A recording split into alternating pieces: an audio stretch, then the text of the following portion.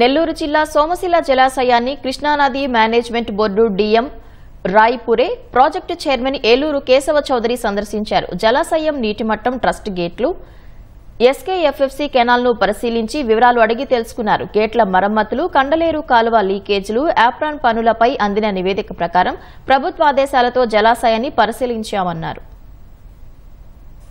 Sir ఈరోజు Kandaleru Somasila visit చేసుకొని మేము తిరుపతికి వెళ్ళి అక్కడ సీఆర్తో కూడా డిస్కస్ చేసేసి ఈ వాటర్ వేసేసి మనకు సోమశిల ఎంత వాటర్ వచ్చింది ఈ సంవత్సరము, తర్వాత అలాగే కండలేరుకి ఎంత ఇచ్చారు, తర్వాత చెన్నై కూడా ఎంత వాటర్ ఇచ్చారు అని కూడా డీటెయిల్ అడిగాడు.